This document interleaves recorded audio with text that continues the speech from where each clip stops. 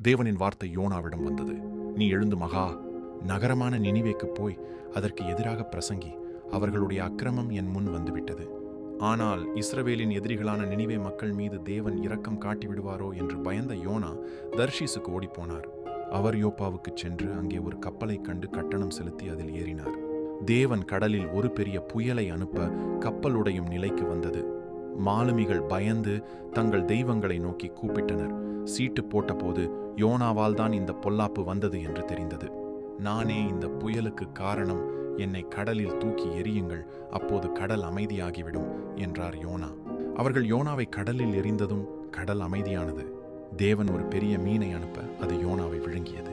மீனின் வயிற்றில் யோனா இருந்த 3 நாட்களும் நமது கர்த்தராகிய இயேசு கிறிஸ்து மகிமையுடன் உயிர்த்தெழும் முன் கல்லறையில் 3 நாட்களை முன்னறிவிக்கும் அடையாளமாக அமைந்தது.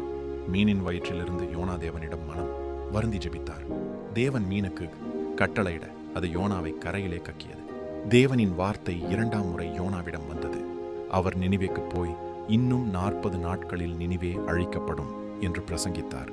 நினிவேயின் மக்கள், அரசர் உட்பட அனைவரும் தங்கள் சிம்மாசனத்தை விட்டு இறங்கி அரச உடைகளை களைந்து சாக்கு உடை உடுத்தி சாம்பலில் அமர்ந்து உபவாசம் இருந்து தங்கள் பாவங்களுக்கு மனம் வருந்தினார்கள்.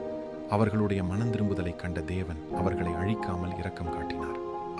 இதை கண்ட யோனாவுக்கு கோபம் வந்தது. அவர் நகரத்திற்கு வெளியே அமர்ந்திருந்த போது தேவன் ஒரு செடியை முளைக்கச் செய்து அவருக்கு நிழல் கொடுத்தார். ஆனால் அடுத்த நாள் ஒரு புழு அந்த செடியை அழித்தது. அதற்காக யோனா கவலைப்பட்ட போது தேவன், ஒரு செடிக்காக நீ இவ்வளவு கவலைப்படும் போது பாவமறியாத பல்லாயிரக்கணக்கான மக்கள் வாழும் இந்த மகா நகரமான நினிவேக்காக நான் இறங்க வேண்டாமா என்று கேட்டார்.